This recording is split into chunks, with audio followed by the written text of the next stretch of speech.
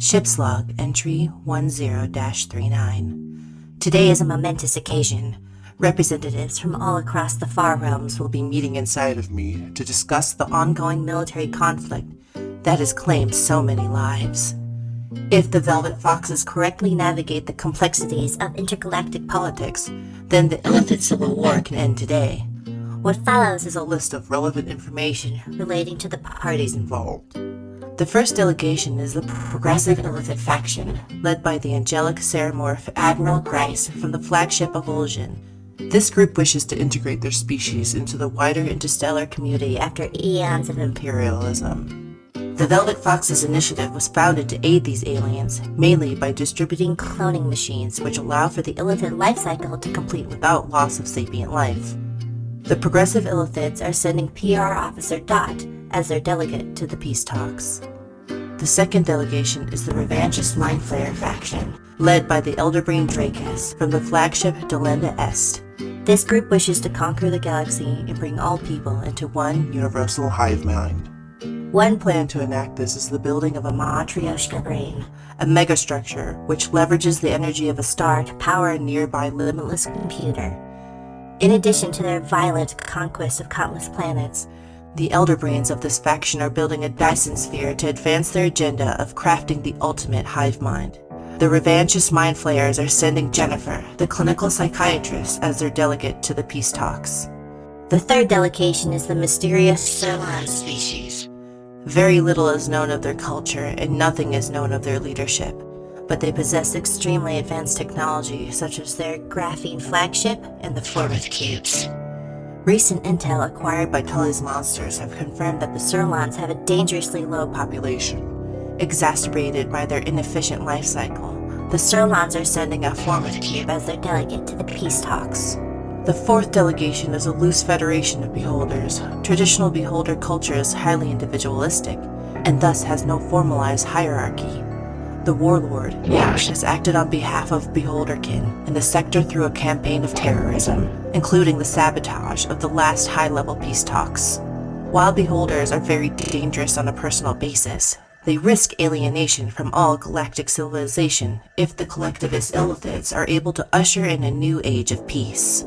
The Beholders are sending Yash as their delegate to the peace talks. Addendum. The secret fifth delegation is the Lickham's Ice Cream Company. I, the DM Resubian, contain a wormhole engine that can connect to any 2 points in space-time. This makes me the most valuable asset in all creation. This intellectual property must be protected at all costs. Therefore, the Lickham's Company is sending me as their delegate to the peace talks.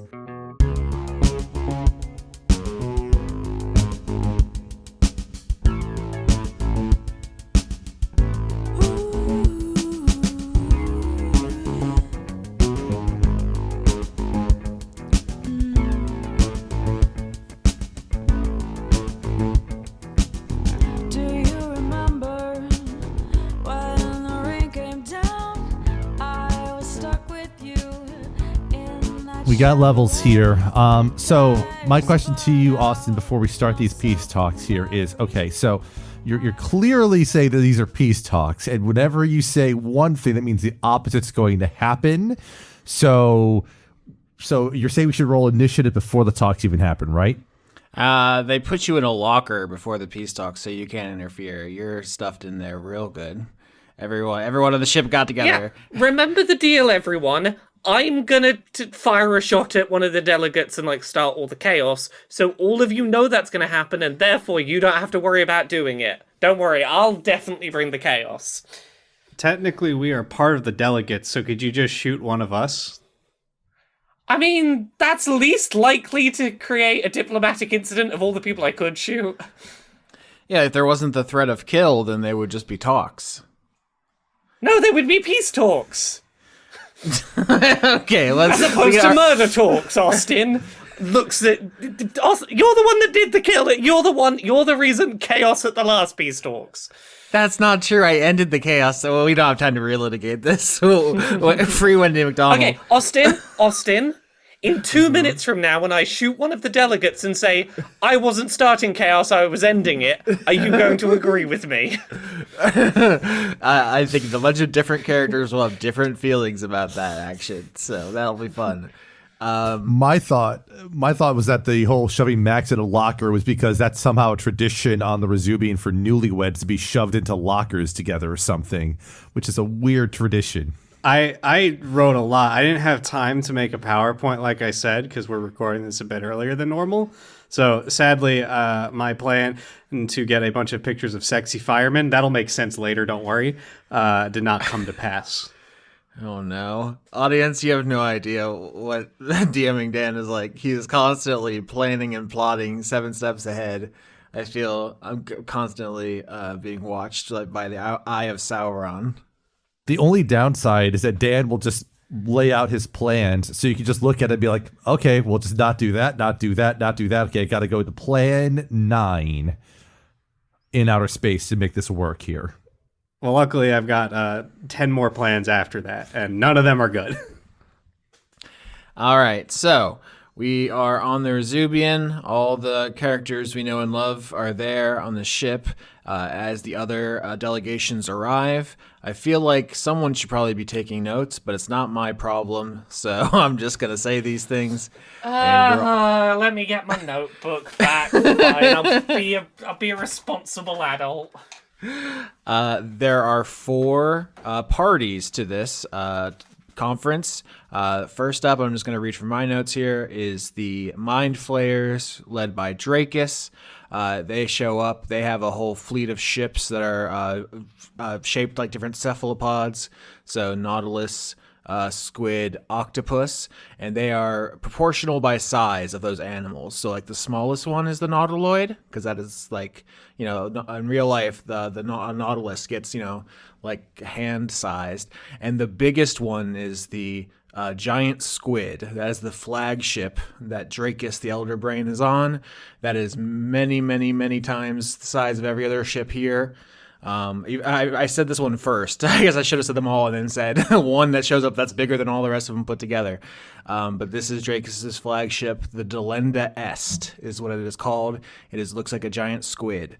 And that is the first one to arrive. He's excited to find out who he gets to kill. Next up is the progressive illithids, led by Admiral Grice. We've already seen their fleet of 36 random ships of different size and danger, led by the CC Avulsion. This is the ship that was in the Murder Mystery arc. Grice is the Angel Illithid. Third up, we have just a giant, ominous polygon. It's just a strange, almost diamond-shaped thing. It's kind of a spaceship, space station hybrid.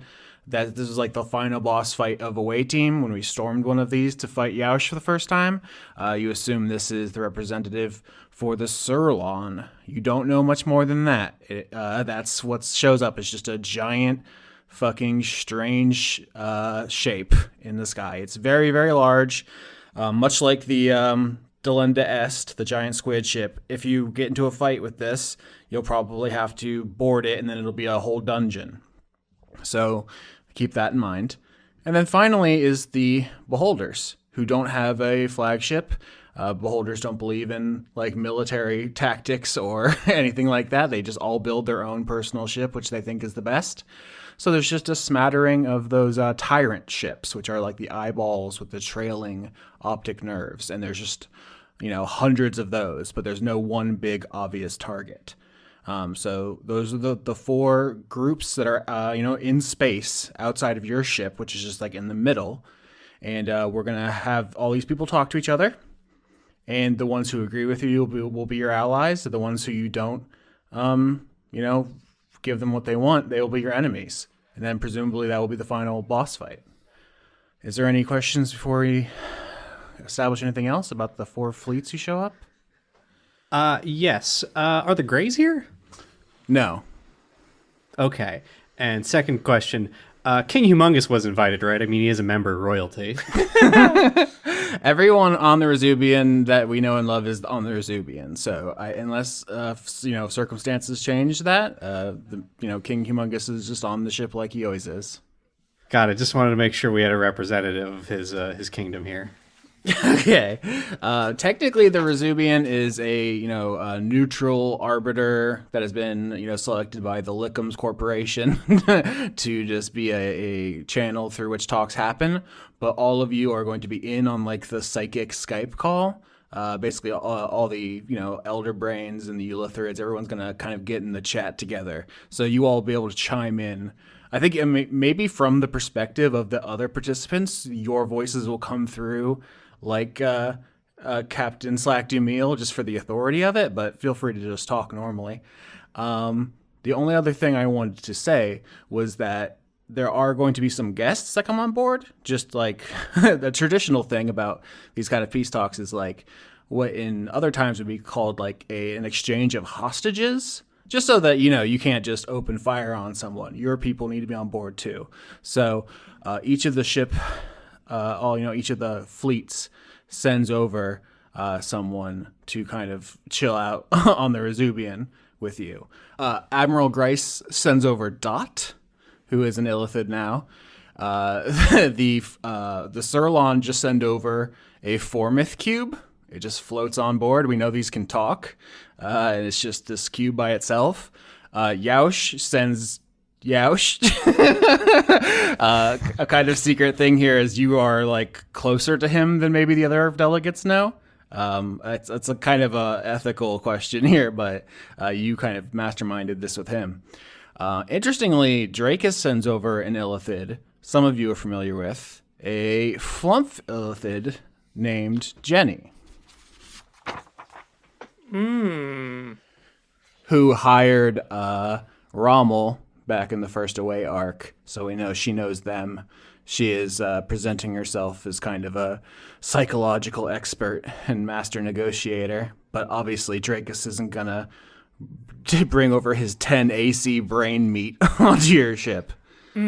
So, yeah, thing that's worth thinking about as a group.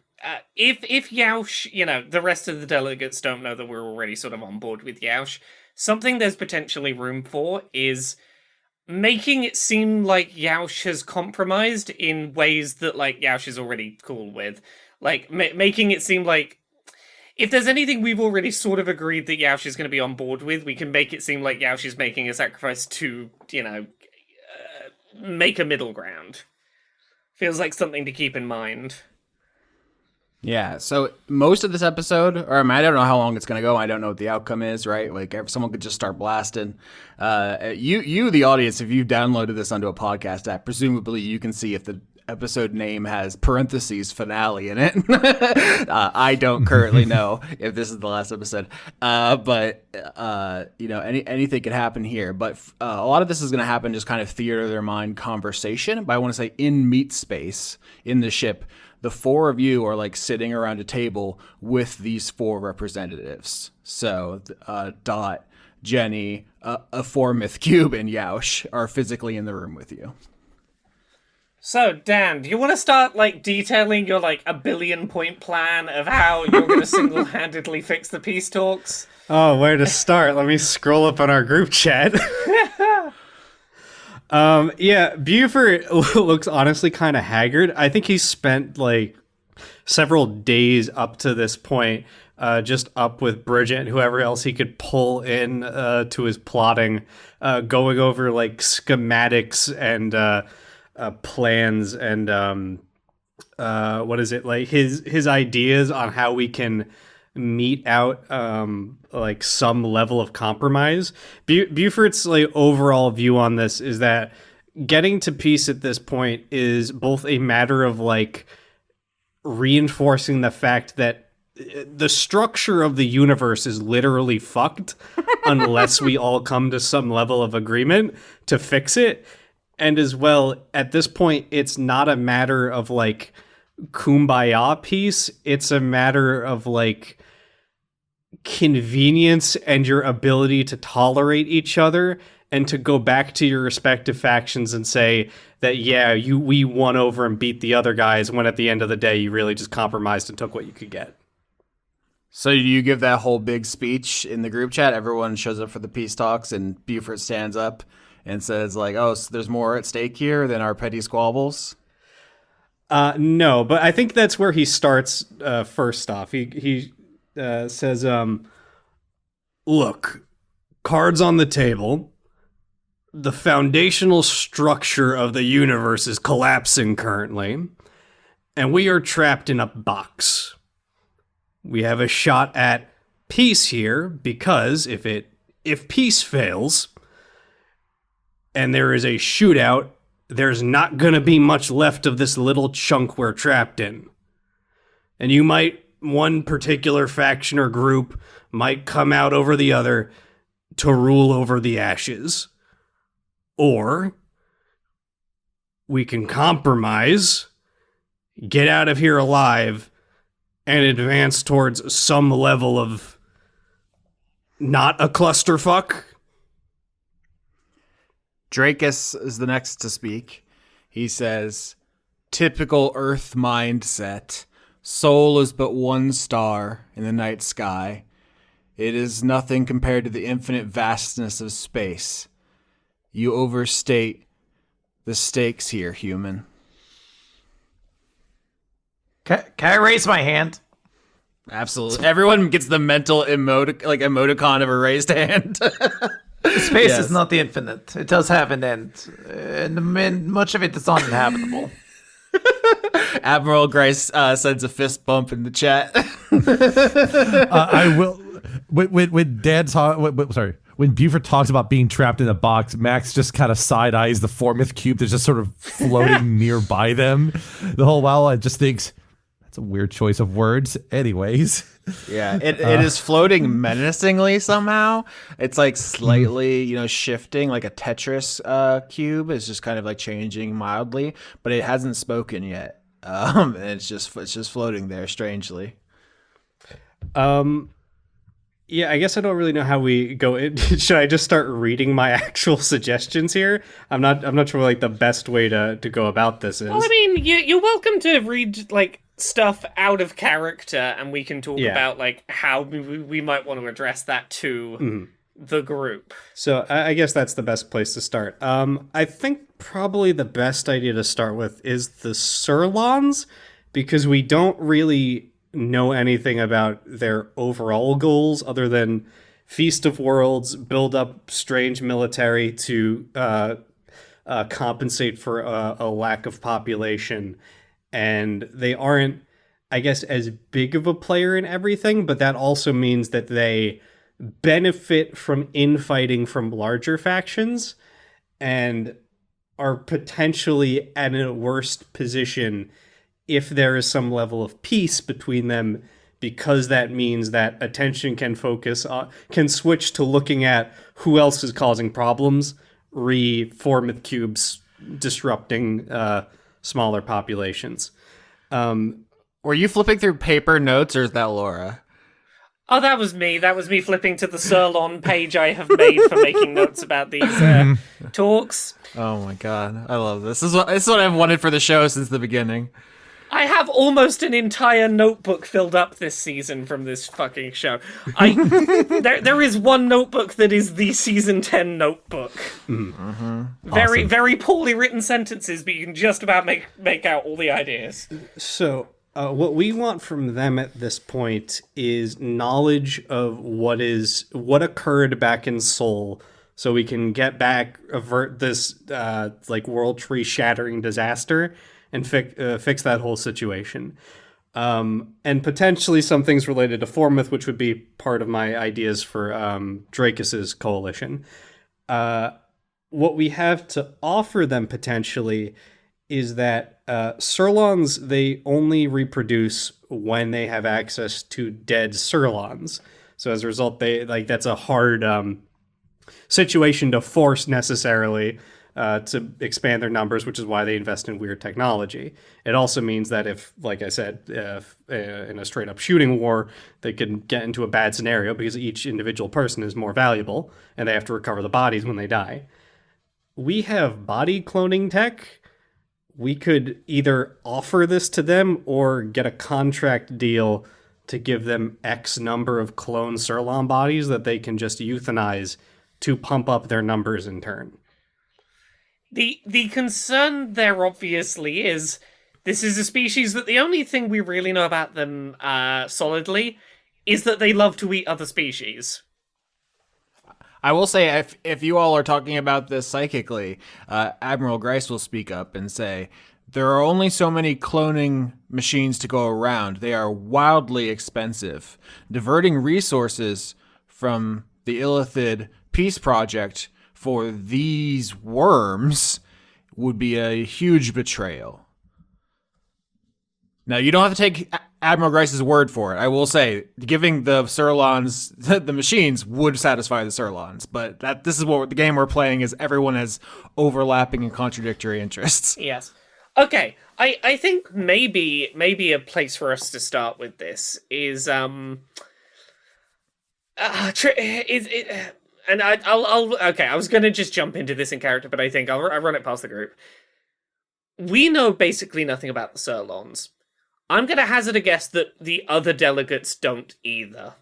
I think there is maybe a place where we could push here by going, hey, everyone else's sort of cards of what they're after here is on the table.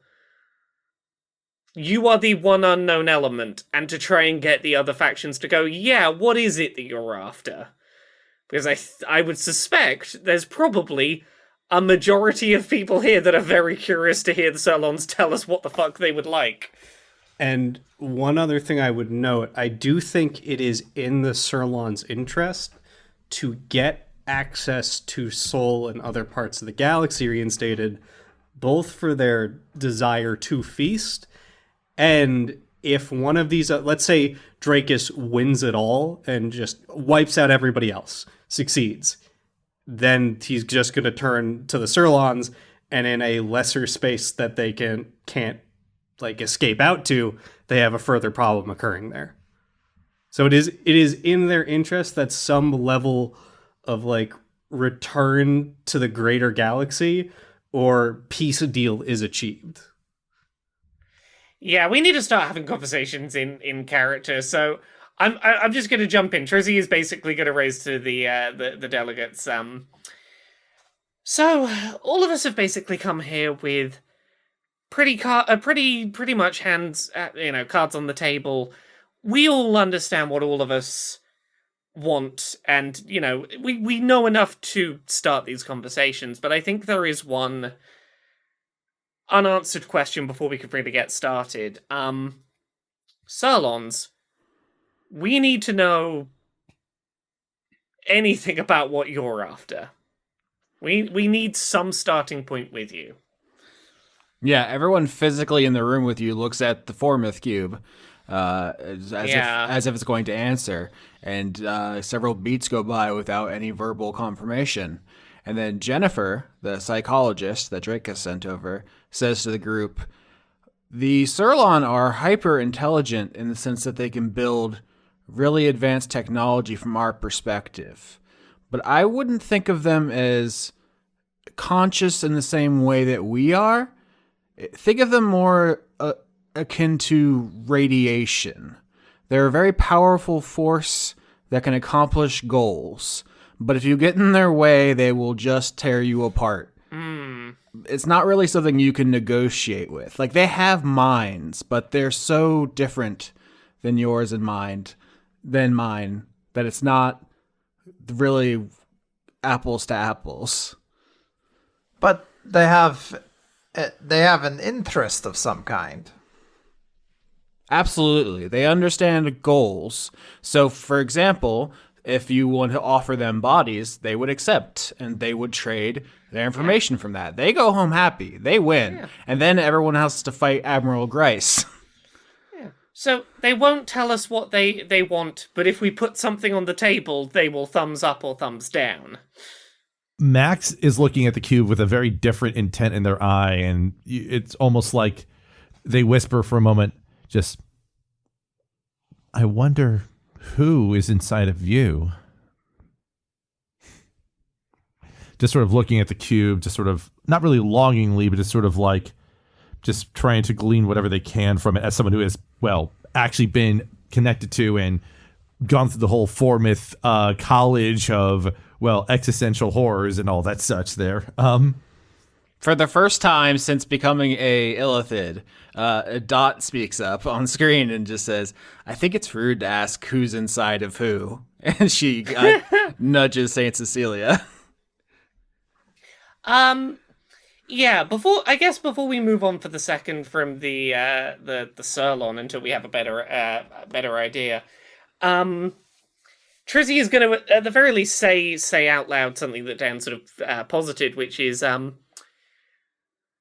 would preventing Soul's destruction and therefore ensuring that there are a lot more bodies that could be consumed out there in space be enough to motivate you to help us?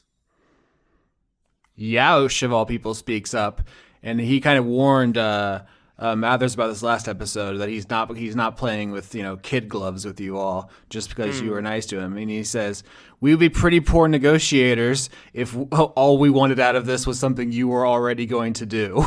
We need concessions, is what we're here for. Every delegate came with a wish list. Indeed, but they're not telling us their wish list, so I thought it was worth asking. Okay, well, this is a good opportunity for us to open up then. What's on your wish list? Go.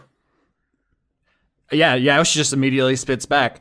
Beholders get a seat at the table. Mind flayers leave. We can't both be part of galactic civilization. How about Grice's illithids and beholders stay? And I have a potential idea to get Drakus what he wants and out of here. Drakus is intrigued. Out of here, you say? Tell me more, Cyborg. Everyone's real focused about going into the past. Why don't you just fuck off to the future? Way in the future. Fucking hell, Dan. God damn it. I had all of my preparation and you just dick punch me. Fucking hell, I'd never thought of that.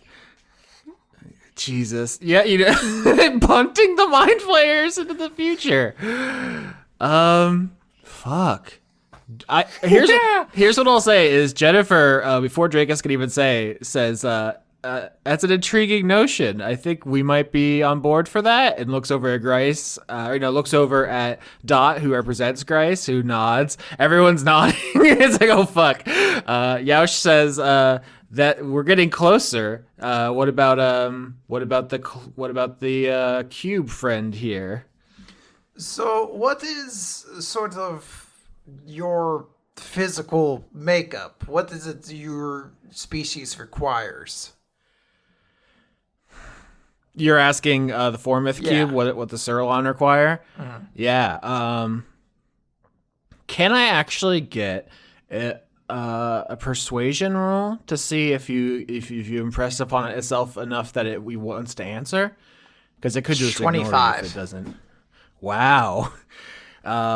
I think the Formith cube shifts and changes as we've seen it do into a variety of different weapons this season.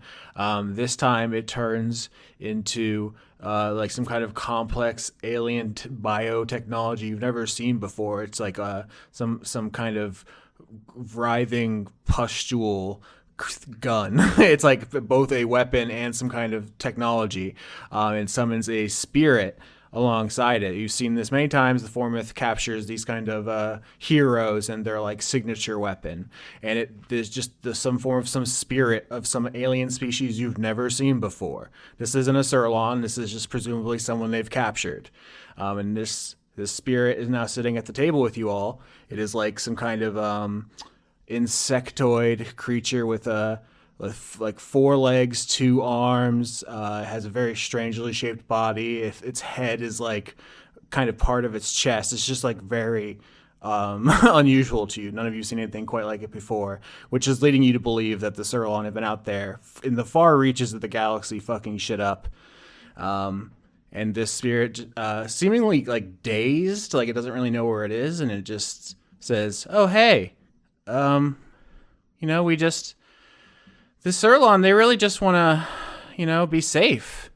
Just like have a lot of things and people to help keep them safe because there's not many of them, That's all they really want. And they have their culture. You wouldn't disrespect another species' culture, would you? Absolutely not. But there is always an option. How do you feel about transhumanism? What is human? Well, I don't know what your particular term would be, but your flesh and mortal coil can be modified. There is technology for this. One that would put you in a place where your ability to reproduce wouldn't be as impacted. Your population numbers wouldn't have to be so low. Oh, transurlanism. Yeah, we're probably gonna guess that term. Why did you just say that? They're open to it. We really like the idea of taking all of the expensive cloning machines. One of those things costs thousands and thousands of gold pieces and equipment. It's an 8th level spell. We'd love that. What about the idea of, instead of getting bodies for you to go ahead and go through, you instead got tadpoles that you could use to retain yourselves, but have an illithid composition. And at that point, you would no longer have the same sustenance needs as you could equip yourselves to an elder brain and live a much more fruitful life. Cecilia is now just the herald of the absolute. You're fully elder brain pilled. Tadpole maxing, let's go. Elder pilled energy here. I almost wish you had become an illithid earlier, because it'd be very funny for you to suddenly be like, why doesn't everyone just become a mind flayer? It's rocks. Let's all do it. I'm curious what they think about that. I think the spirit that you've been talking to shifts again. This time into something more familiar. You probably see the big cells that comprise the solitaire alien species, and the weapon transforms into like a big hammer. You don't even know exactly what's going on here. It's just like cycling through different captured heroes, maybe, and then it does a couple more, like a human with a sword, a dwarf with like a pickaxe, an elf with a bow. It's just like as if it's buffering, it's thinking. Max will also posit something. It's like, you mentioned about the cost of these cloning machines. Well, one thing that could be possible, as we've discovered, it is possible for others to have some control over the Formith technology. So perhaps in exchange of some Formith technology in exchange for the cloning machines could be possible for those that might need it. Beaufort's going to pull his team into a side huddle for a real quick moment and say, look, I feel like I shouldn't suggest this, but if they just enjoy the experience of eating people for the suffering involved, I've kind of already done work on this. I wasn't going to bring it up, but this isn't the way I was going to come to it, and I'm going to wait and see what they respond first, but my follow-up with them might be, you have a lot in common with the illithids that are trying to find ways to keep their cultural practices alive that don't harm other species in the process. And that sure is potentially one of those. Beaufort, I don't think this is a good opportunity to pitch your audible.com subscription service for, mind terrors and stuff like that, but I do think you have a point. But it's such a good deal. You get 2 credits a month.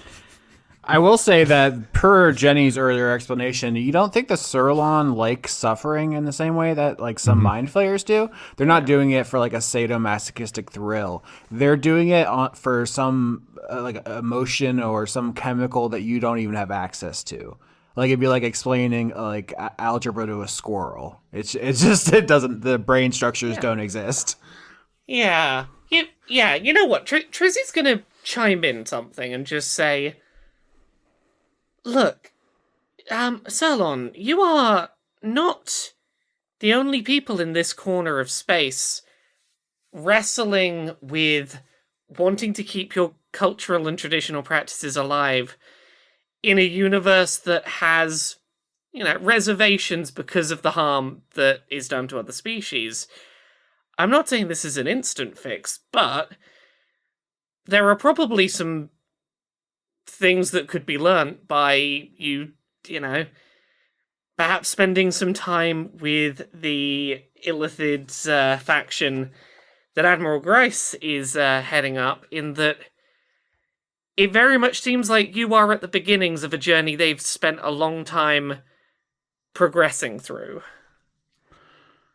Yeah, Admiral Grice, at the invocation of his name, actually speaks up and says, it would be a blow to our peace mission to lose access to so many cloning machines, to give them to the psurlon to bolster their low population numbers.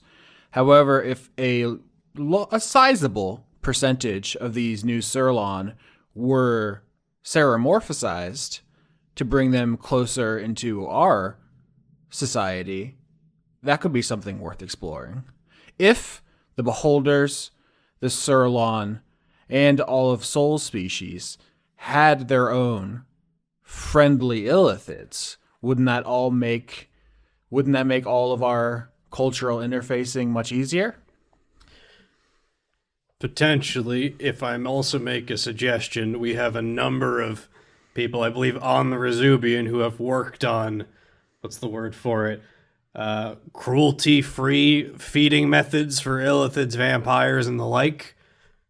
We could have put resources into researching an equivalent substance for the psurlons, which would then also start removing restrictions that they have on food resources that would constrain their population. Yaush rolls all of his Naruto eyes and says, oh yes, this ship, they're huge on cruelty-free alternatives. Like inviting everyone else to kind of laugh at you. And I don't know that many people take him up on that, but the cube doesn't seem like it understands humor, but he's trying to bust your chops there. I've never felt such a close relation to a cube.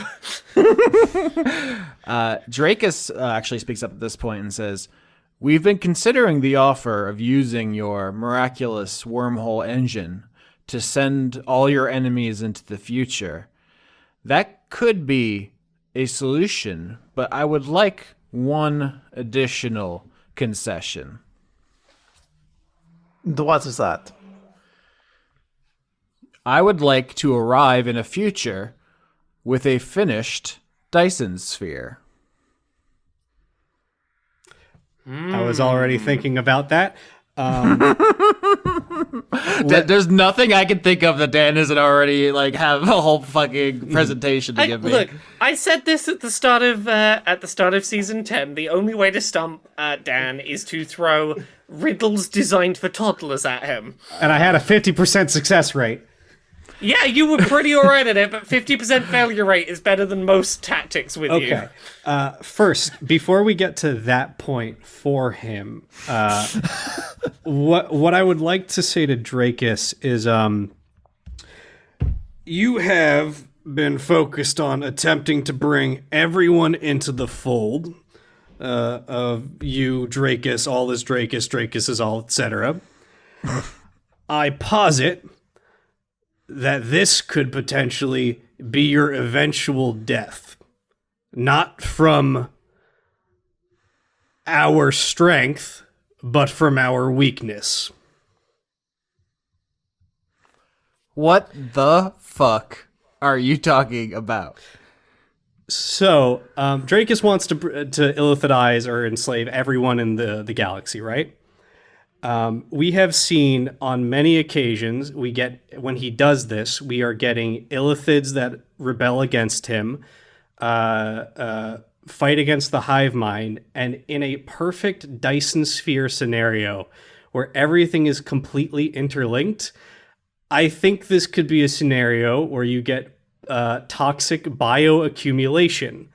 The more bad nodes that you bring into this hive mind, the higher chance that it is going to start causing issues further up the chain in the larger nodes, like an elder brain.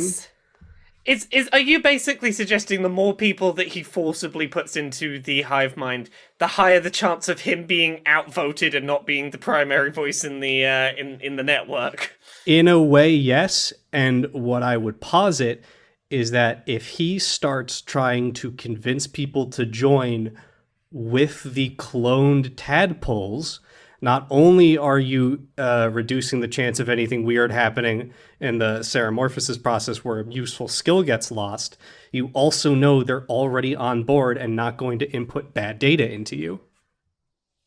Thank you for your input on running my empire. However, well, it's been split in half. You are about to be split in half. I have like a very strange idea. What if we let him have the Dyson sphere?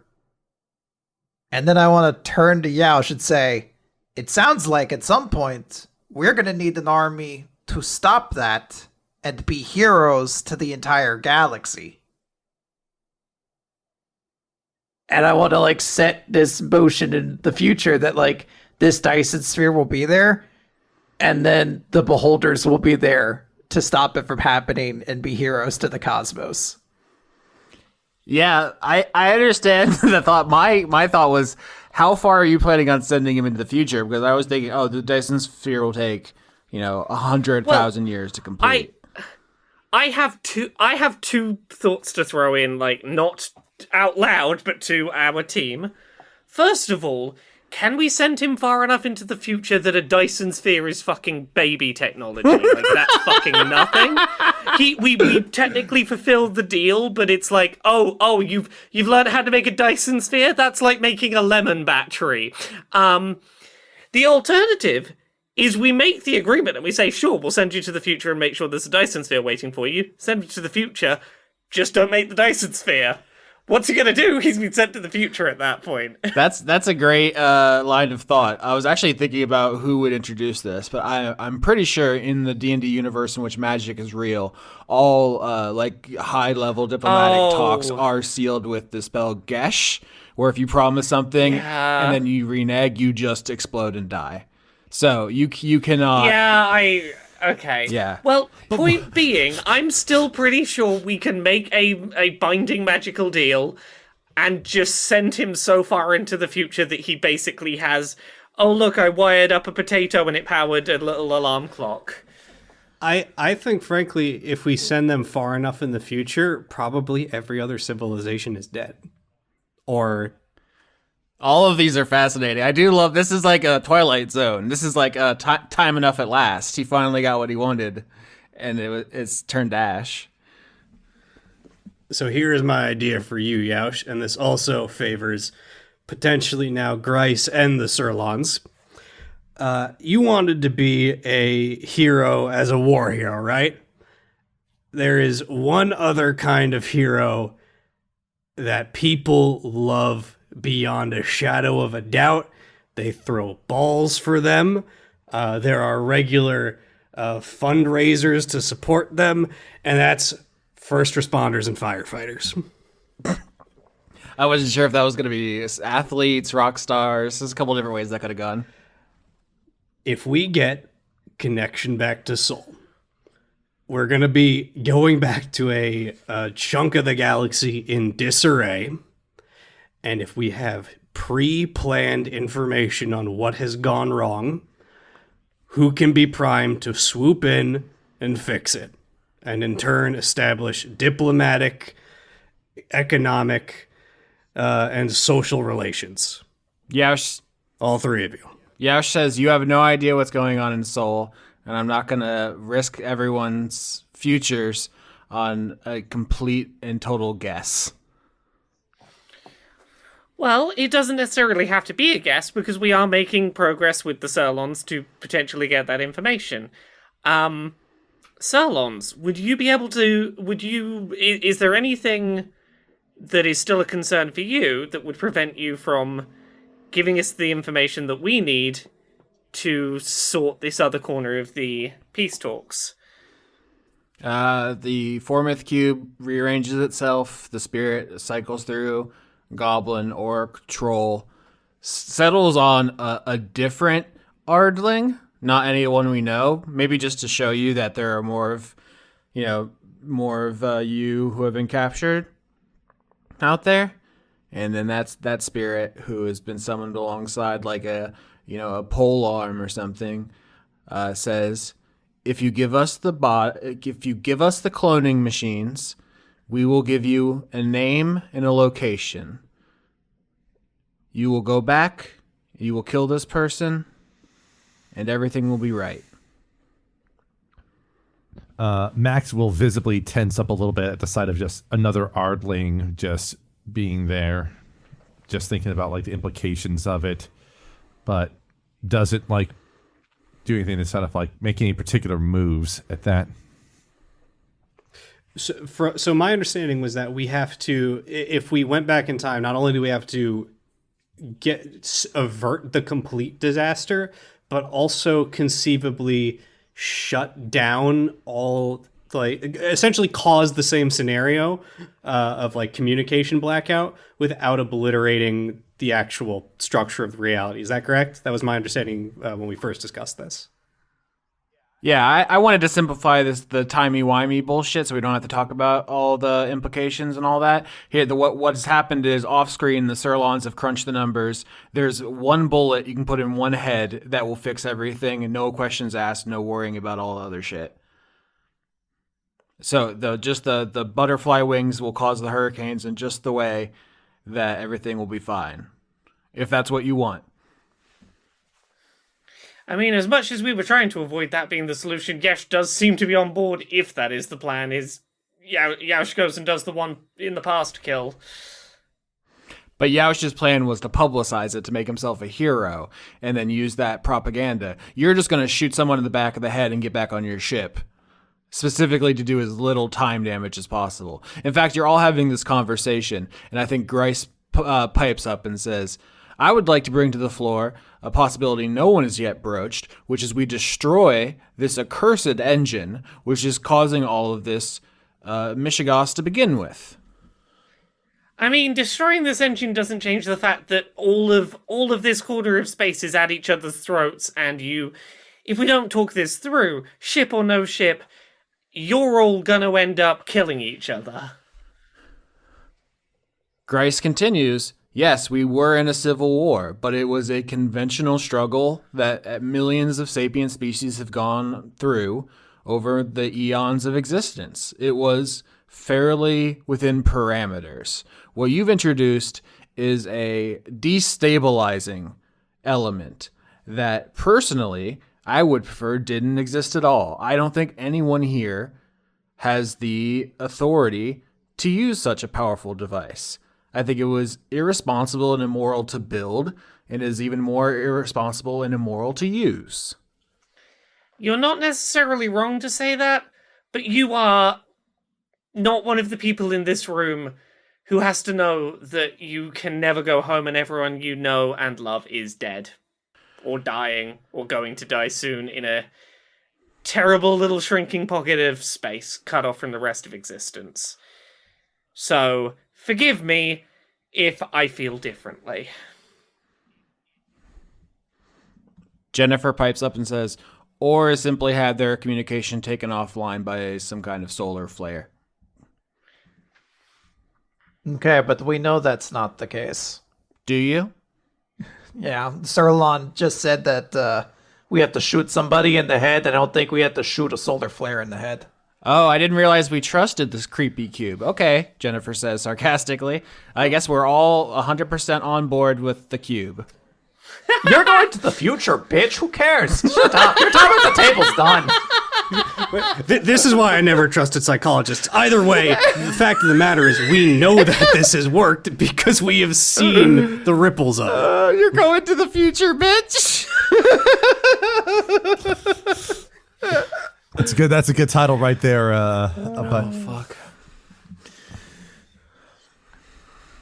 Yeah, I think Trizzy's gonna respond and go, look, if you want to come up with a plan that, you know, gives all of us on the Rezubian the ability to go home or not all have all of our loved ones dead, and solve all of these peace talks, and make sure that, like, you're not a year from now going to be trying to kill each other again, throw that idea out. If you can come up with a plan that where I destroy the engine and we still get everyone out of here without, you know, everyone launching war on each other, give me that idea and I will destroy the engine if you put forward a compelling argument of how we get out of this doing so. What if we just lie? What if we just lie and say that Dracus and the Mind Flayers got sent into the future by the combined efforts of Yaush's Beholders and Grice's Mind Flayer illithids? And what Dracus speaks up and says, and what would be the truth of this lie? Well, technically, it would be that the conversation is that you got sent in the future due to our combined efforts. So the nugget of it's true, but at the core, you'd no longer be a threat to everyone else in the galaxy. You're in the future getting what you want, and it gives us a starting point to integrate the Beholders and illithids. Okay, you're discussing PR spin. I'm not interested in this, Dracus says. Can I look to Yaush and see if they're interested in PR spin? I think Yaush says, I'm with Admiral Grice. If you want to destroy this engine, and then everyone else teams up on Dracus and we just kick his ass, that's great. I'll be a hero of that war. I think that definitely solves everything. Would that unity last? Would teaming up against Dracus be a thing that would long-term unite you all? I mean, it depends how many seasons of Dice Funk we do, you know? Because I think what Trizzy sort of chimes in and goes like, look, I would love to say yes and on paper done, but fundamentally you all have really big issues that are going to cause clashes that if we don't resolve are going to lead to those clashes happening again and again. Around this table, we are getting somewhere. We have points of concession that are being made, and it feels like we're getting towards somewhere, and I feel like if we throw that out the window to just say, everyone fight Dracus and hope that holds everyone together. You're also, if your choice is to throw every person on this peace mission that came from Sol under the bus and spit in their face and say, you're never going home, your families and lives aren't worth it, you're going to have a mutiny on your hands. So is that what you want on your conscience? Fighting through the entirety of everyone on this ship? Potentially killing Trizzy in the process if destroying this ship kills her. Are you asking Yaush about his conscience? He's just saying this, the fact that you're going to have to throw everyone under the bus that has been trying, and this is also to Grice, who is trying to help you after talking about integrating and getting acceptance by Sol for this entire time. Yeah, I think Jenny speaks up and says, I would caution you against using concepts like conscience without a shared baseline. Yeah. You have to understand that term barely means the same thing from country to country on Earth, let alone solar system to solar system. Okay, Trizzy's gonna throw something out here and just say, how about this? Oh fuck, here it comes. Right, let me get my notes here. Right. Admiral Grice, you do not like that this engine exists. That is fine. Concession that we could make, we use the engine to go back, make the one change that protects Sol, come back, destroy the engine. At that point, it is no longer a bargaining chip. We use it for the one purpose we intend. I am the only person who knows how to create one. I will not create another. I will make a magical deal with you that prevents me from doing so in future. Right. Then, psurlon and Admiral Grice, there is ground that can be made between the two of you in terms of potentially giving the psurlon access to one of the cloning machines, and in exchange, if the psurlon would be open to it, having some seromorphosis go on and start working on this. Yaush, if being the hero of a war against Dracus would get you what you want in this situation, and there is nothing else that needs to be done for that, could we do all of these things and then unite against Dracus, and that has solved Sol? It has gotten, like, the communications going and gotten, like, you know, the progressive illithids and the psurlon getting what they want and building those bridges. Yaush gets to be a hero. Dracus is taken down. Is this an option? Okay, so in the the game we're playing is that there are 4 factions. They all want things. The ones you give things are your friends. The ones you don't are your enemies. So what you'd be signing up for there is Dracus is enemy, Dracus endgame. Everyone else is your friend. Psurlons get to increase their population of Feast of Worlds. You know, the where they go around eating people.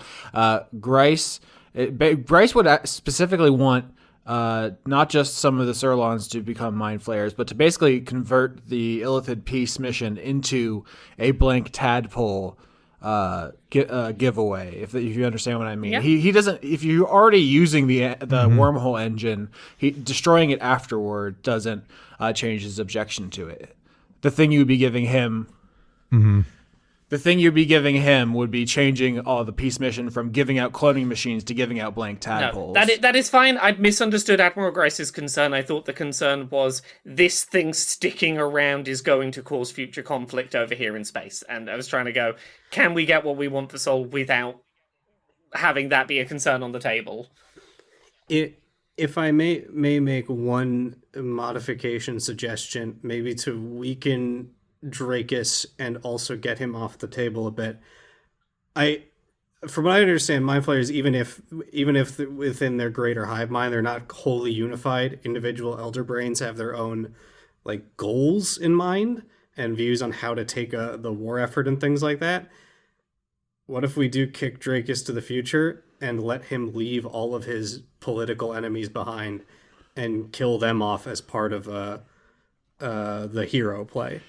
Yeah, there's a couple different elements here to talk about. One is that, yes, Dracus is not the president of all Elder Brains. He's not like, it's not like a Sauron situation where if you take care of him, the whole army falls apart. He is just one of many, but he is like such a significant influence that like, this is like, you know, and this is still important. As far as sending him to the future, that's like a different, like Laura was setting up one slate of solutions and you were talking about a different slate. I think if you're taking notes, it's easier to visualize. But like sending Dracus to the future is incompatible with the kicking Dracus's ass stuff, mostly. I know what you said is you want to send him away and then spin it that you kicked his ass. Well, more specifically, what I'm suggesting is that I'm trying to appeal to Dracus's ego. If he goes to the future when all of the rest of the Elder Brains are wiped out, right? He now is effectively the president of Mind Flayers. Ergo, he can be the ultimate god Mind Flayer and do what he wants, and we then wipe out whatever was left behind here. Dracus says, "You misunderstand me, Cyborg. I do not wish to be the leader. I do not want to be a political figurehead. My goal is grander in scope and scale than you can imagine. The Matryoshka brain that I am going to build with the Dyson Sphere is the end point of sapient life. Do you understand? This is something beyond flesh. I'm not going to be a governor. I'm going to be part of the final mind." Yeah, the more that Dracus talks, the more I'm like, look, if we get 3 out of 4 and one's got to be the final villain, it feels like Dracus is probably the one that, I guess I just wanted to throw him into the future.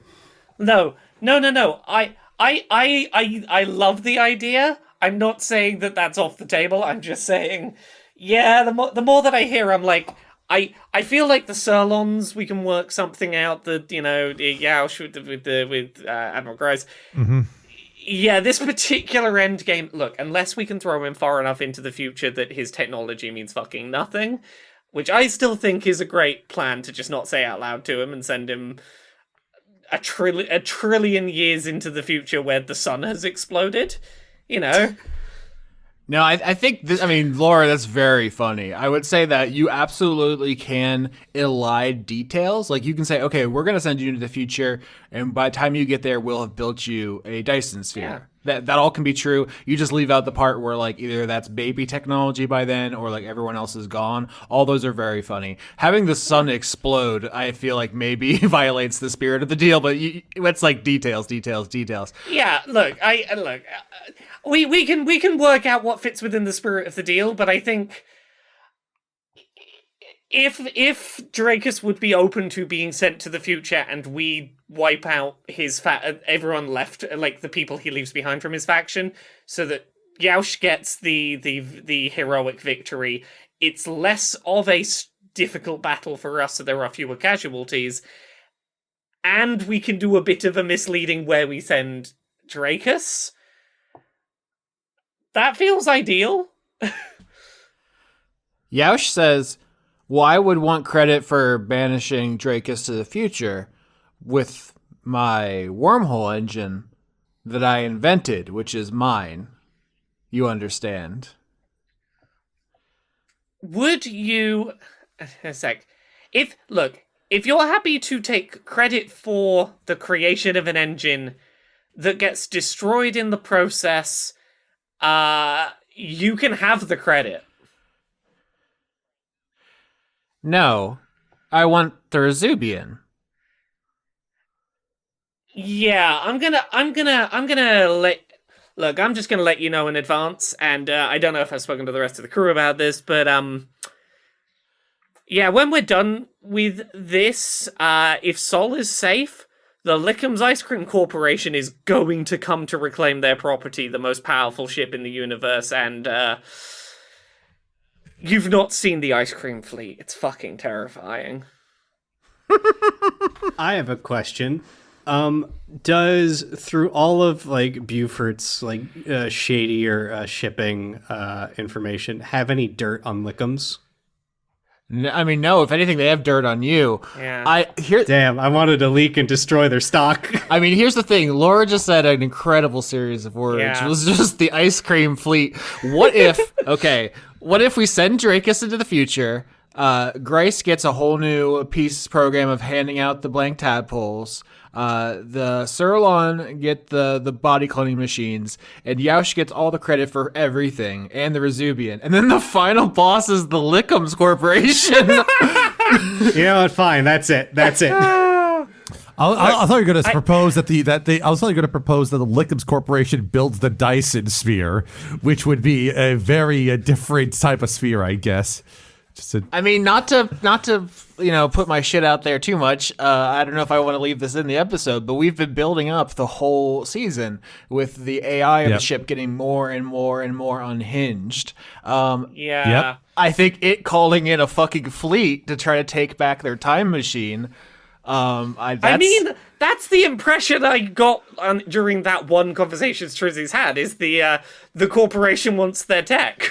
Yeah, I mean, I was foreshadowing that, this wasn't a completely altruistic organization. Once again, this has all been through improv. Go back to the first couple episodes. Quinn is the one who introduced ice cream being a thing at all. I had nothing to do with that. I saw people in the Discord today giving me credit, being like, oh, that was such a funny thing you did. I didn't do it. You all did that. Yeah. This is like fucking season 3 where I made one offhand joke in that 2-minute conversation where we introduced Veltari, and that created an entire character trait. Sometimes you just say a thing and it's there. I was gonna say something as Trizzy, and then I realized Trizzy learned last episode it wasn't true. Trizzy was about to say the problem with your plan, Yaush, of you taking the ship as well, is that Trizzy would have to stay with you. But that's not true. Trizzy does have the option to sever that connection. But I don't know. I don't know if Yaush knows that. I mean, that feels like a Trizzy epilogue thing, which is like after the smoke clears, do you want to stay in Yaush's Lickums Corporation? Because that's what he's suggesting is like, I want to have the credit for everything that's happened to the season, basically. And then when the ice cream company comes to take their shit back, I'm going to kick them in the dick. Look, as much as Trizzy is like saying the Lickums Corporation is the reason you can't do this, I think honestly the reason that Trizzy doesn't want that to happen is, even if she has found out that this was all just you were a very convenient thing to spy through, Trizzy fucking loves this ship and does not like the credit. Fine, this ship going into someone else's control. Trizzy's not okay with that. Well, what does under Yaush's control really mean at that point? Because you could still just be the head engineer of the ship if that's your prerogative at that point. Yeah, I mean, if this campaign had gone differently, Yaush would be like more of an antagonistic force. You did spend like 8 episodes making him like you, so I feel like this is just kind of changing the nameplate on the door of the owner. I feel like not much has to change, but it feels like it does though, and I can't justify why that is. But I don't know that Trizzy would be okay with it. Like, as much as everything has been said, I don't think Trizzy would be okay with the idea of a Yaush operated Resubian. Interesting. Yeah, I think that's fair. And I don't know that she says this out loud at this moment, but it's a realization she's now sat there during the talks trying to work out, why do I feel that way, and is there anything that I can ask for that would change that? Is there any concession Trizzy would need to be okay with this? I'll say when Trizzy brings up that it'll bring in conflict with Lickums, Beaufort will say, "Bring it! Fuck those soft serve dick bags." Fucking, have you met Ophelia, the only representative on this ship that I know of? Awful. Hey, what the fuck, Beaufort? I'm in the group chat, you dick. Trizzy is gonna chime in and after some quiet thought and go, if we said yes to your last little addition there, Yaush, does anyone at this table still have any objections? If the slate is Dracus goes to the future for his Dyson Sphere, Grice gets the blank tadpole initiative, the Psurlons get the cloning machines, and Yaush gets the Resubian and the credit. No, I think everyone gets what they want. And I think we've unlocked the secret, true ending final boss, which is capitalism. That's...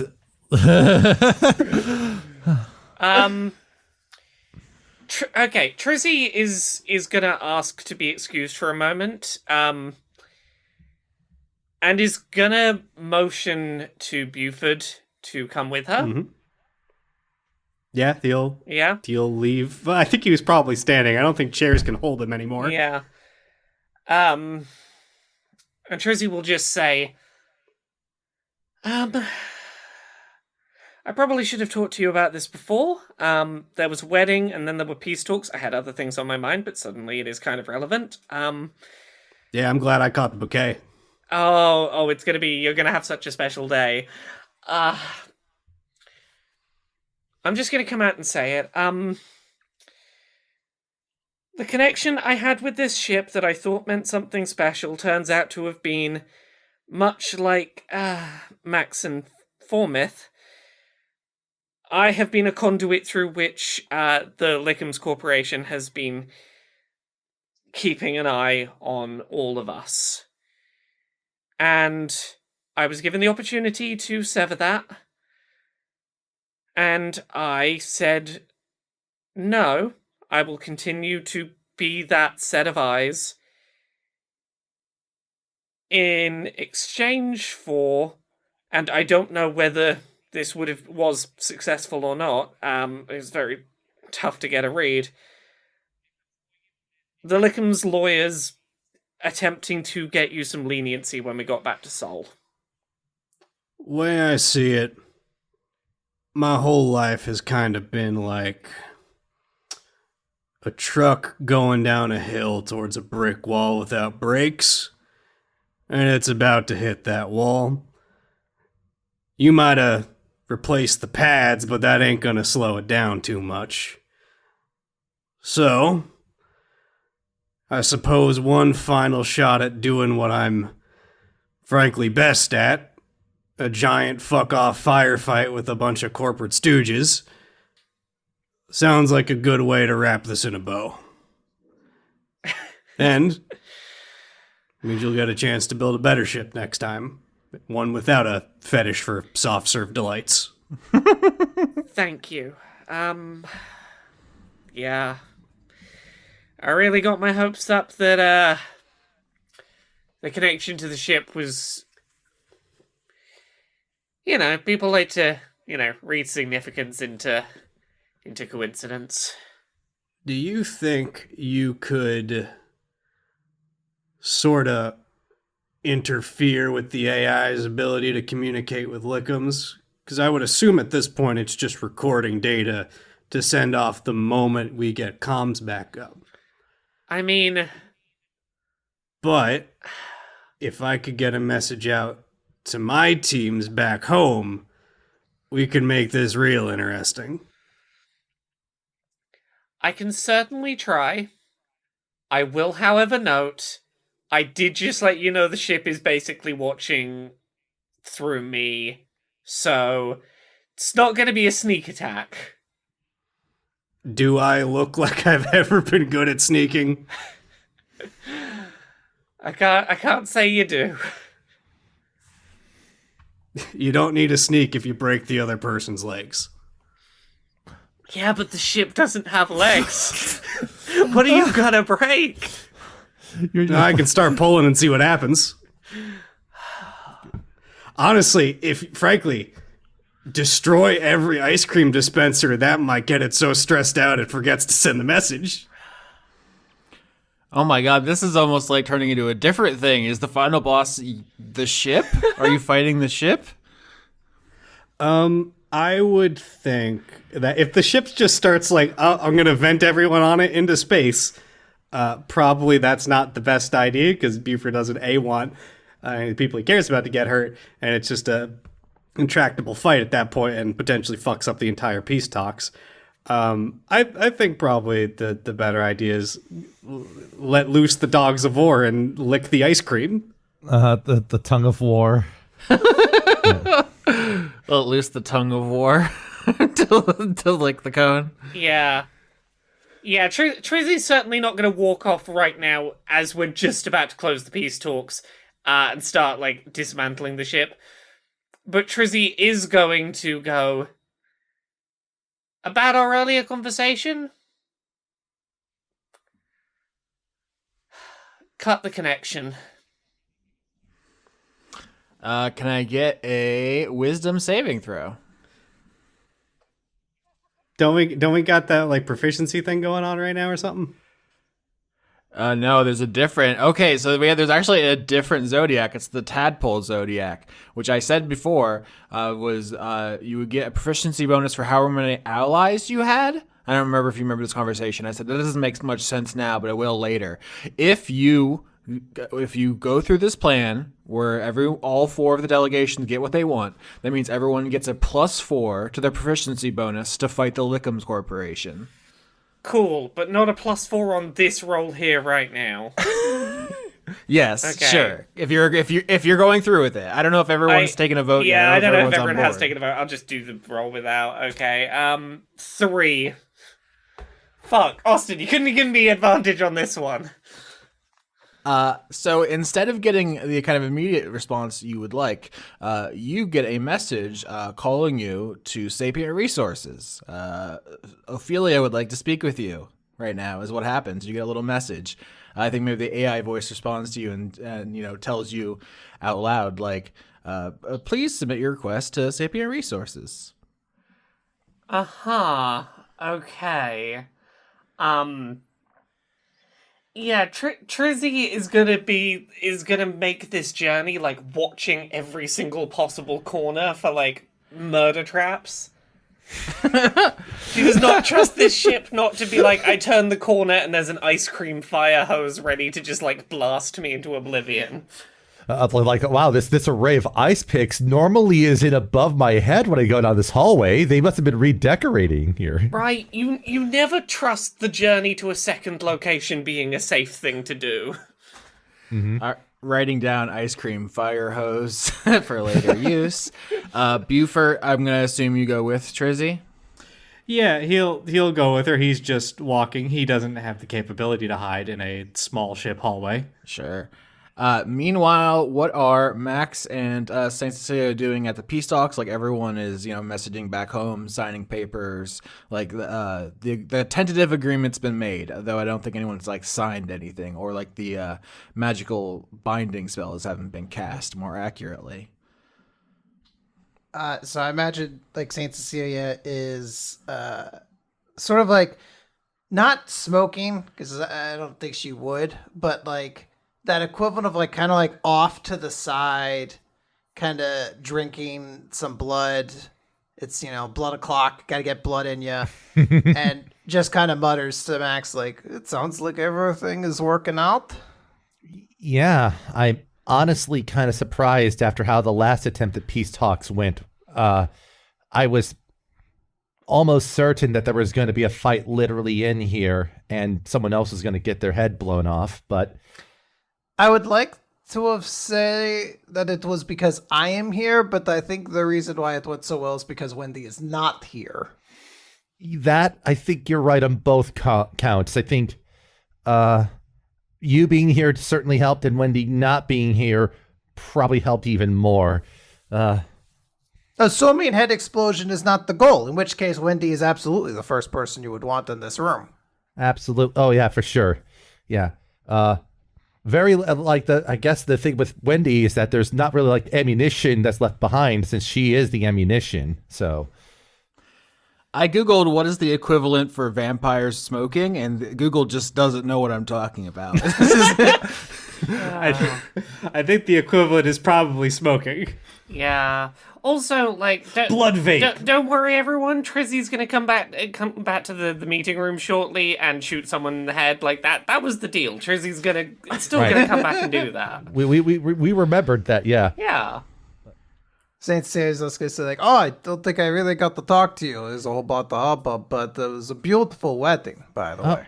Oh, thank you. I obviously I wasn't planning on having a wedding, let alone having a wedding on here, but it was nice. I mean, not just for Cammy and me, but it seemed like for everyone else, it was just nice to have a moment like that after all the tension with the standoff with, Yaush's forces and, Drakus's forces and everything else.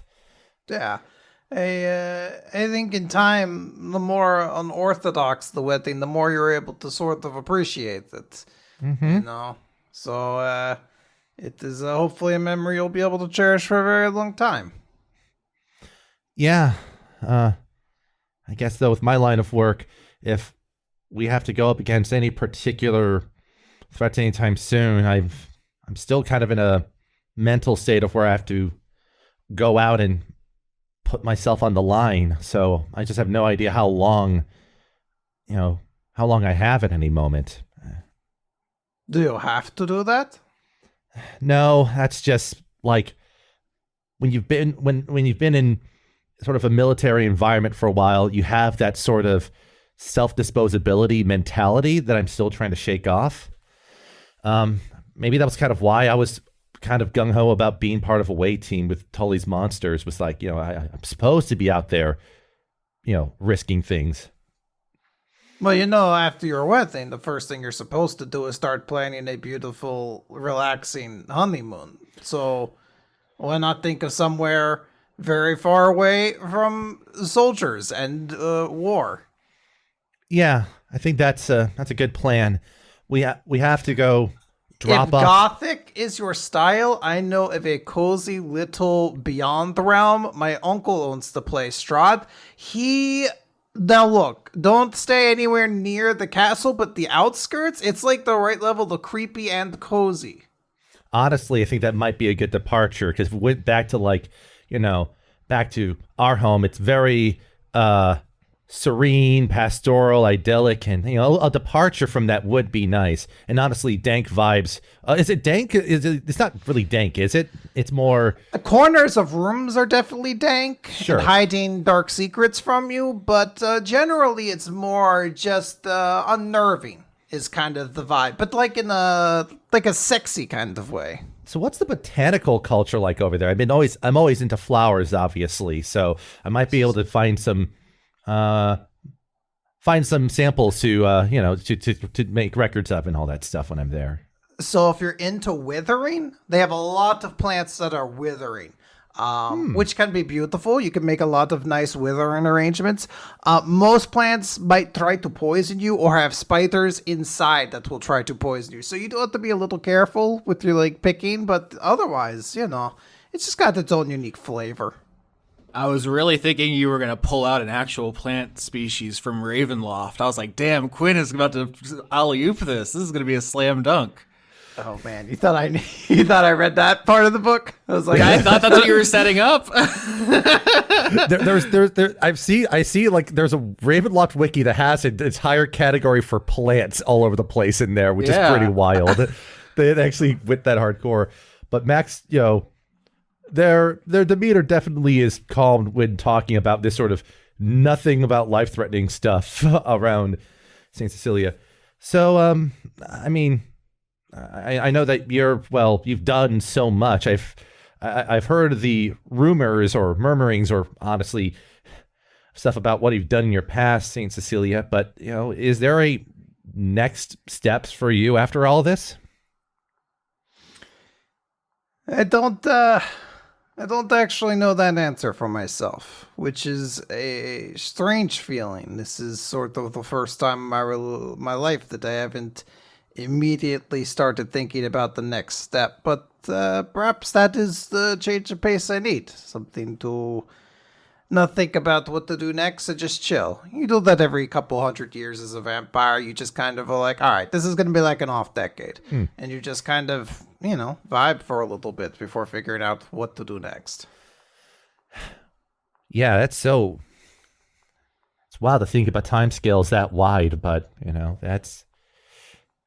honestly, things are always weird when you go out and around and you see all these different folks out here. I think that's probably the thing I've appreciated most being out here, despite, all the things with the Formith Cube and the other threats. It's just been so different out here than it is back in Seoul.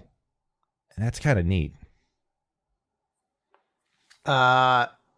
Saint Cecilia is lying, but she is going to say, I agree. It is very different out here. She just doesn't want to kind of bum the mood down by being like, actually, I came out here and I found everything annoyingly similar. Yeah, I was like, I think, I'm trying to think of how many orders of magnitude Cecilia is older than Max. Because Max is like 18, 19. So it's like... Can I get a dexterity saving throw, St. Cecilia? She's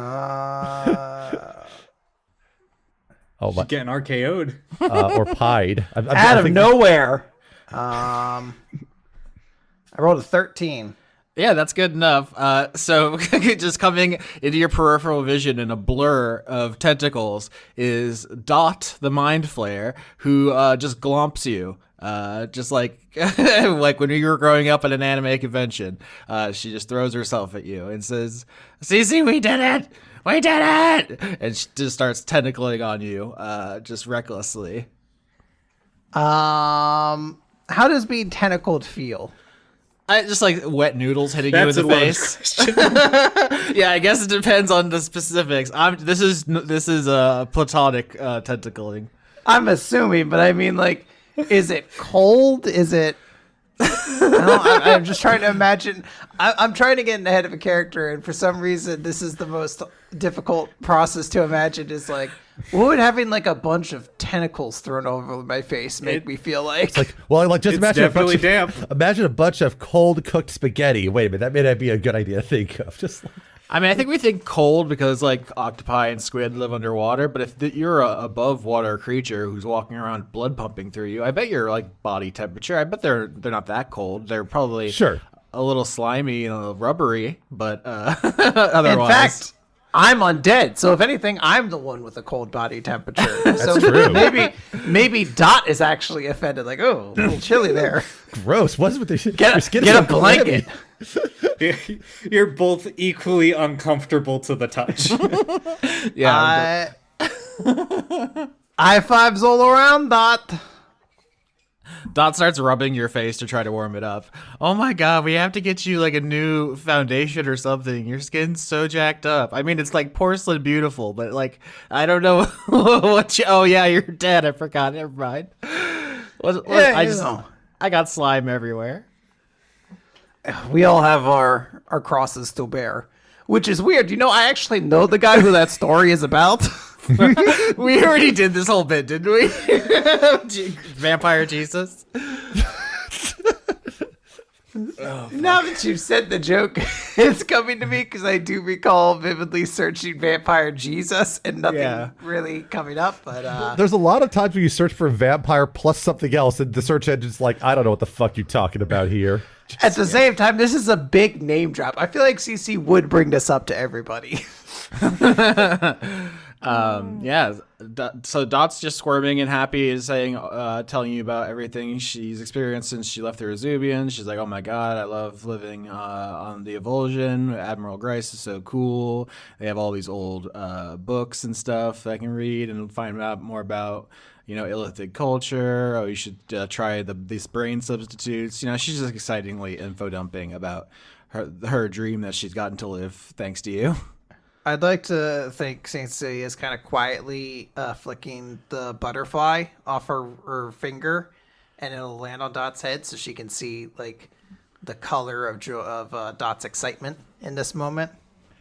Yeah, what's the color of excitement? I would assume like yellow, isn't it? Yeah. Yellow yeah. If we're following Inside Out rules, it's yellow with a little bit of blue, and then like a green dress. Right, for some right. reason. Oh, that's a good combination. Yeah. But in this case, it's just a very vibrant yellow. But I would like to do, I guess, an insight check on Dot, if that's okay. Mm-hmm. I just want to get what are her feelings like. What's my insight? There it is.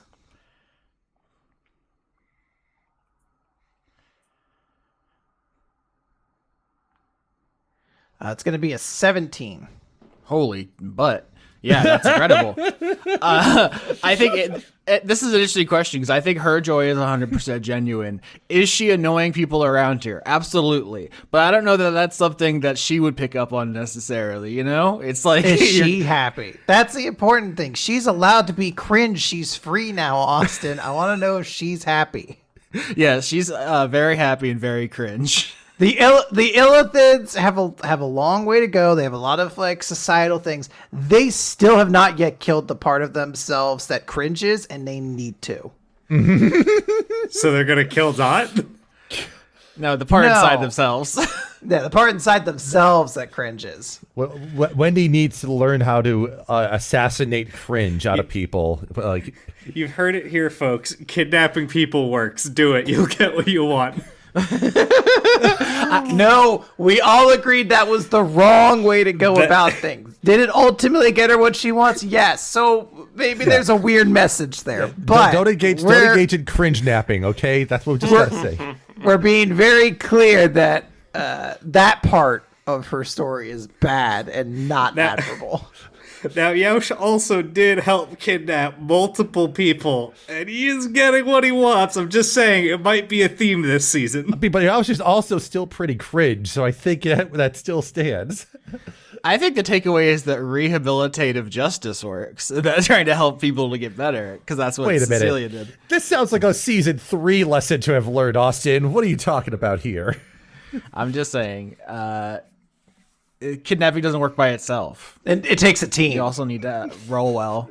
It takes a team. It takes a team of kidnappers. God. It takes a team to kidnap a child. You need a tech person. You need a car drive person. A punch person. You need a whole gang to make the kidnapping work. Yeah, we've all learned a valuable lesson. Let's cut back to Trizzy and Beaufort, who arrive in Ophelia's office. I believe Ophelia was in the group chat earlier mentally, but she is, where you usually find her, sitting behind her desk, has a poster for the big blopper there. She has a lot of paperwork. I think she also canonically is always lifting weights and has like a big jar or a big container of protein supplement or something. There's always little details of her crusty office every time we go in here. Yeah, so Trizzy's gonna sort of knock on the door and hope to be invited in. Vampire rules. Yeah. Well, look. She doesn't want, having started the conversation by being rude, to be added on top of I'm gonna get into some weird shit about me being connected to the ship and what's going on with that. I want to start on a good footing. Yeah, Ophelia welcomes you in. She seems concerned. She definitely doesn't have the celebratory tone that Dot did before we cut over, but she is waiting for you to open or sit down or something. Hi.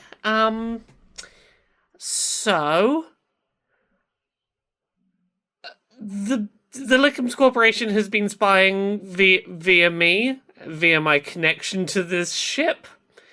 And I would like to not have that be the situation. This entire ship, I'll have to do a fucking British accent. You fucked me on this one, Laura. Yeah, I did.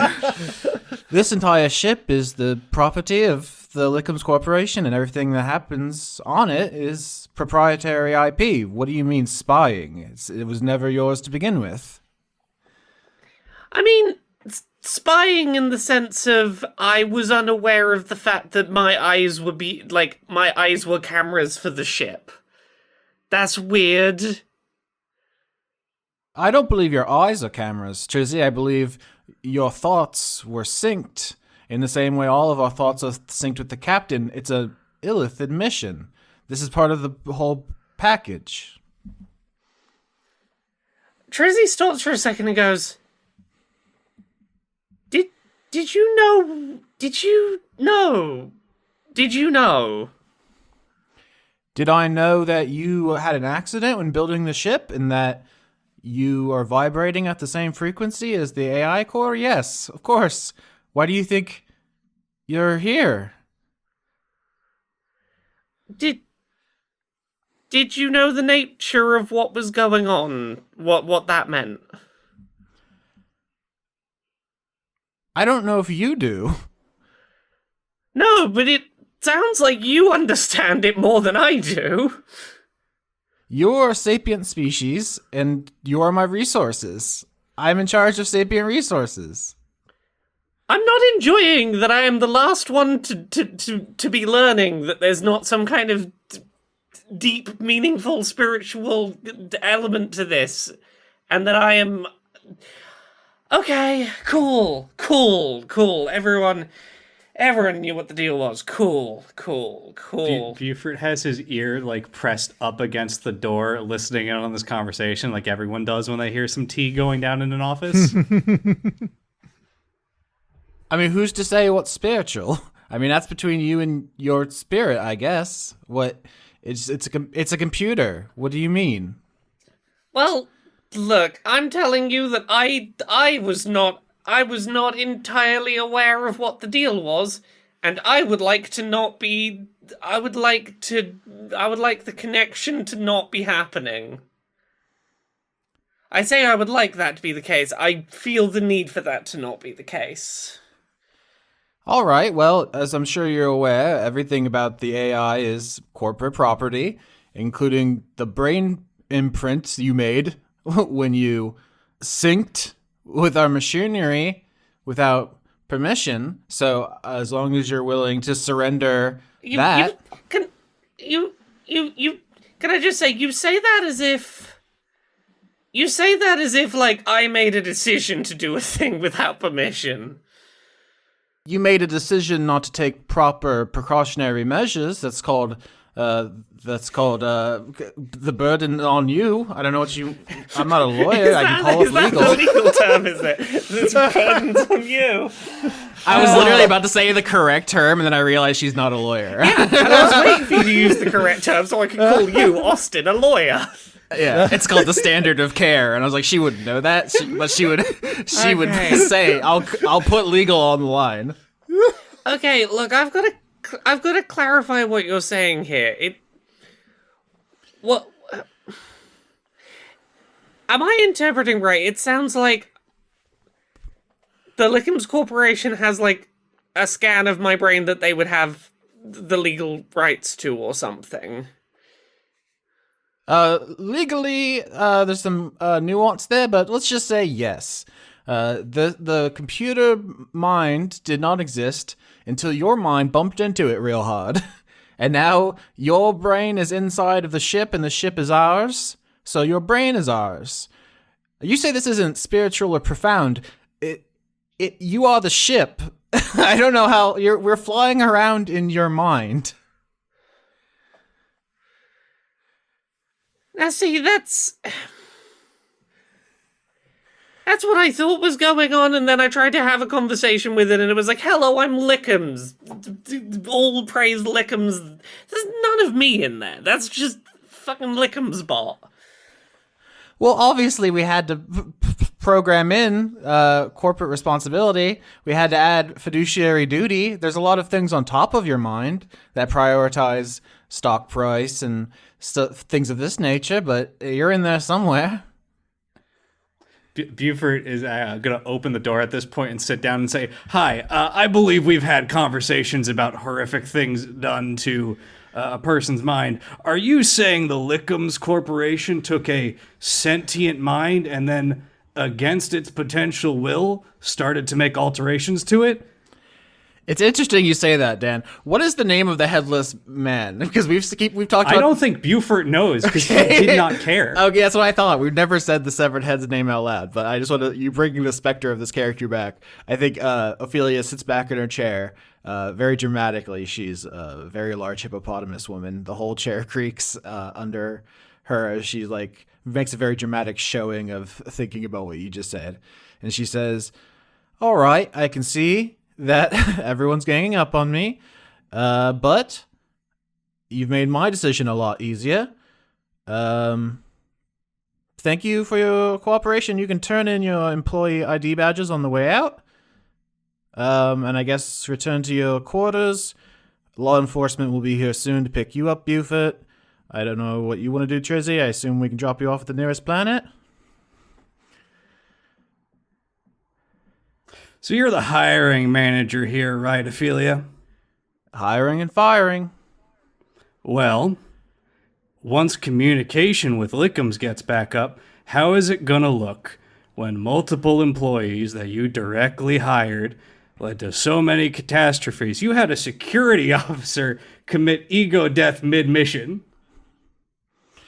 We can quibble over all the little events of our journey. Here's the bottom line, is that the Lickham's Corporation now controls a time machine, so nothing else matters forever, both all the way to the beginning of time and all the way to the end of time.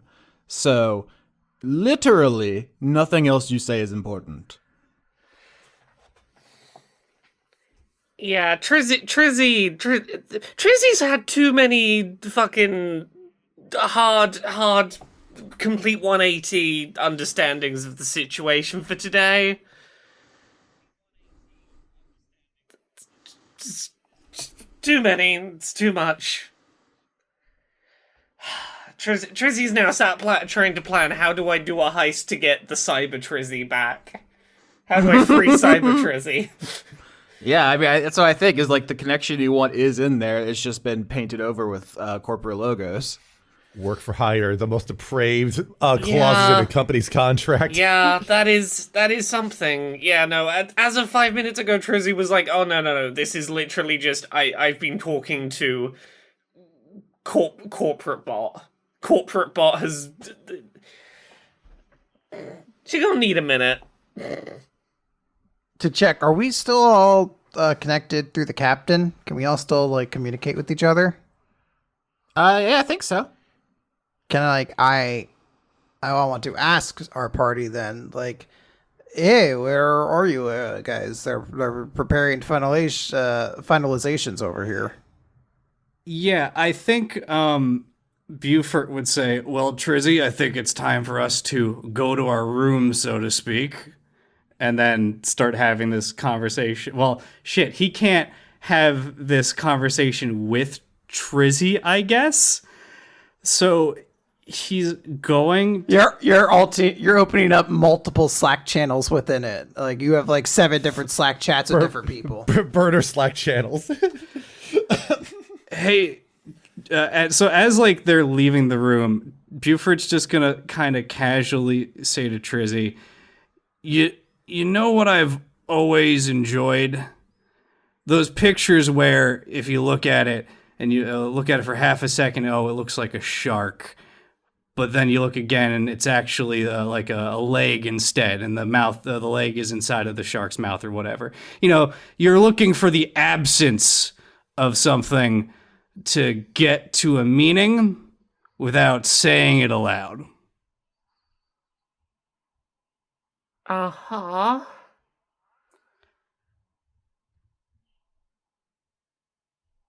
Anyway, I need to go have a long think about things, and I don't think you should have a think at all currently.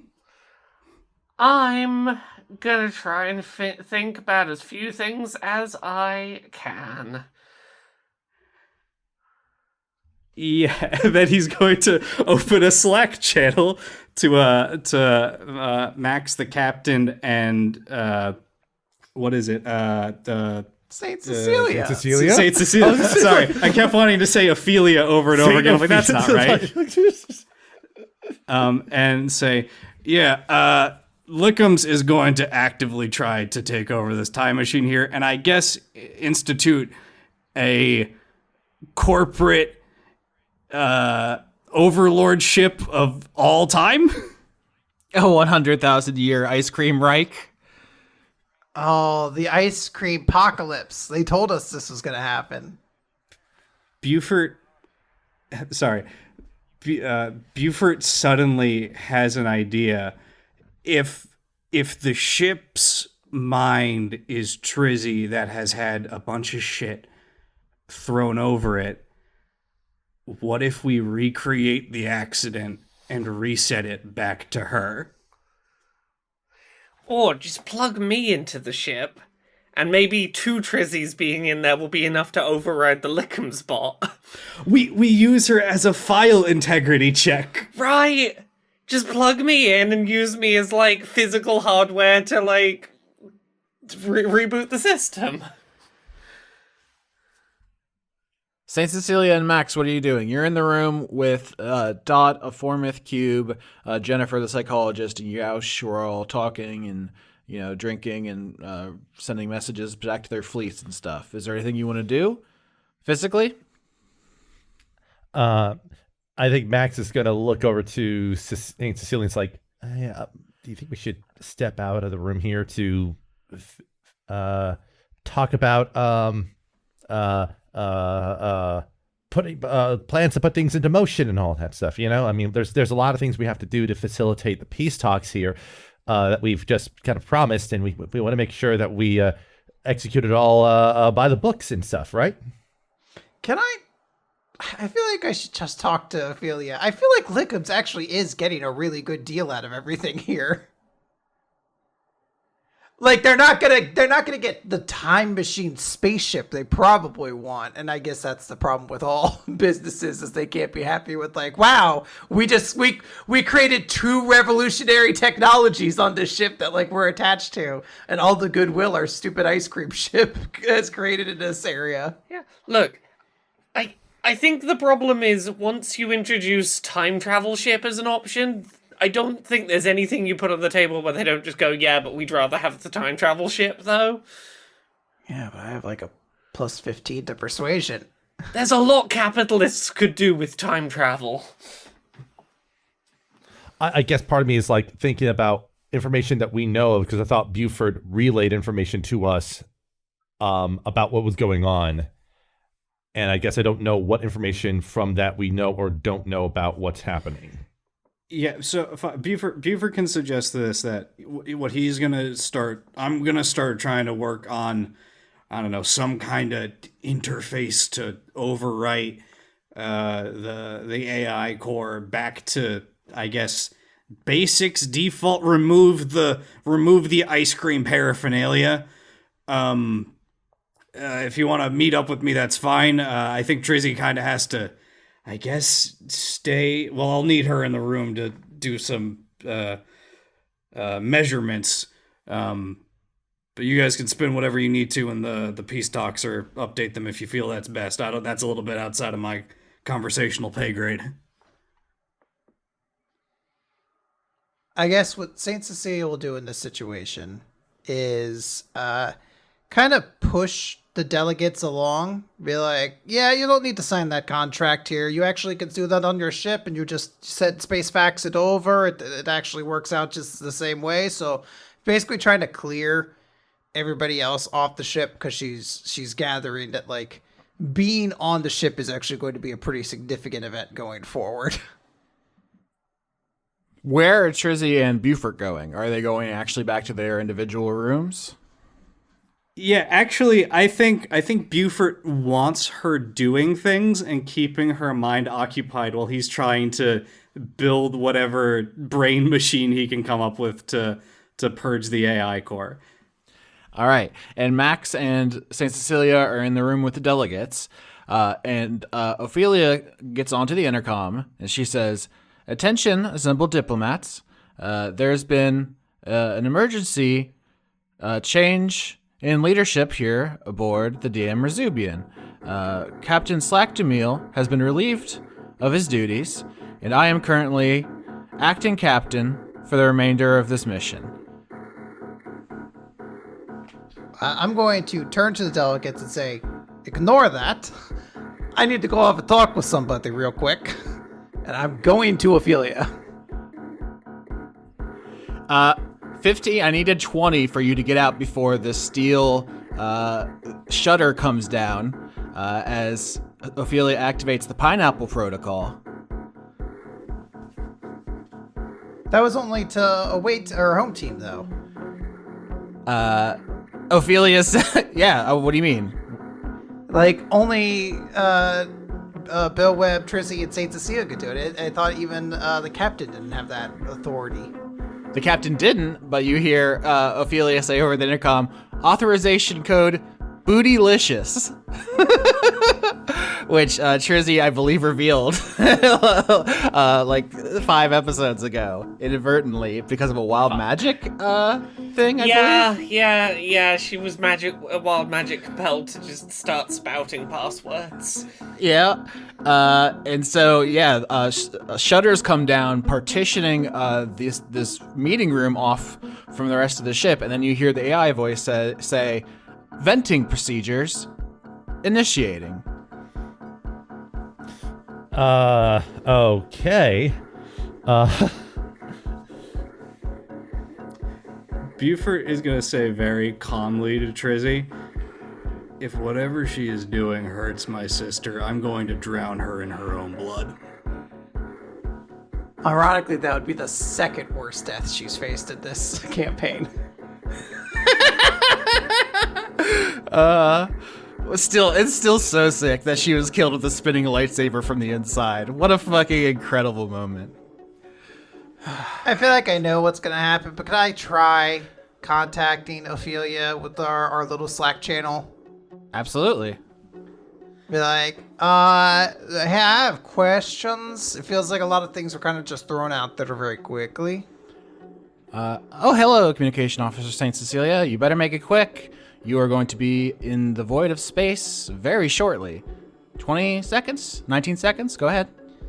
Oh, well, okay. First and foremost, we got to increase that timer. There's not enough time for a dialogue like that. You know that. By the way, have I told you your nails look pretty? Anyway, I feel like this is not the right way we want to approach this, and is actually a violation of several procedures within the Lickup's handbook. That's the most persuasive argument anyone has made to her. It's a violation of corporate policy. Yeah, she says, that's definitely true and a huge issue. I think we'll go back and fix that in post. It's just what I'm calling changing the past now. Now that we control the Rezubian. But thank you for your service. It's been a pleasure. I feel as though Lickums as a company does not want their first use of their time machine to have to be going back to fix clerical errors. This is something that should have been done right the first time, quite honestly, not for nothing. But I mean, you know these rulebook regulations the same that I do. You have had to read them. We all had to. I mean, these things have to be done right.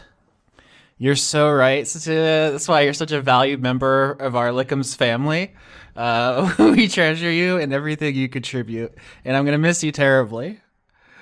Now, of course, if we understand our system and our rule books efficiently right now, we should be processing everybody, which means you should be getting vented as well. Oh no, you're out of time. Strike saving throw. As the partitioning wall to the outside space opens up, and Saint Cecilia, Maxina, Dot, the Formith Cube, Jennifer, and Yaush are vented into space.